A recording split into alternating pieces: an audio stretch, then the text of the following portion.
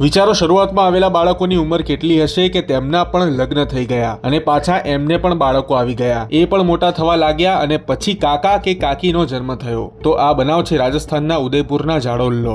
અહીં રહે છે કાલબેલિયા પરિવાર, જેની પાસે ના કોઈ ઘર છે કે ના કોઈ આવક। ભંગાર ભેગો થાય તો જ આ પરિવારનું ગુજરાન ચાલે, પરંતુ તેમાં આખો પરિવાર કેવી રીતે જીવી શકે? છેલ્લે શાહુકાર પાસેથી 20% વ્યાજે રૂપિયા લેવામાં આવે છે, ત્યારે 55 વર્ષીય રેખાબેન કાલબેલિયા આપે છે પોતાના બાળકને જન્મ। જાડોલ સરકારી હોસ્પિટલના તબીબને કાલબેલિયા દંપતીએ જણાવ્યું હતું કે આ તેમનું ચોથું બાળક છે, પરંતુ બાદમાં ખુલાસો થયો કે આ તો તેમનું 17મું બાળક છે। આ સાંભળીને ડોક્ટર પણ ચોંકી ઉઠ્યા। 4 દીકરા અને 1 દીકરીનું જન્મ થયા બાદ તરત જ નિધન થયું છે। 5 બાળકોના લગ્ન થયા છે અને તેમના પણ બાળક છે। વિચારો, સમસ્યા આંખો સામે હોવા છતાં 17 બાળકના જન્મ। કાલબેલિયા દંપતીને નસબંધી માટે જાગૃત તો કરવામાં આવ્યા છે, એટલે જોવાનું રહ્યું કે તેઓ ક્યારે નસબંધી કરાવે છે। પરંતુ એક તરફ આટલી મોંઘવારી અને બીજી તરફ જાગૃતિનો અભાવ, આના માટે તમે કોને જવાબદાર કહેશો તે કોમેન્ટમાં જણાવો।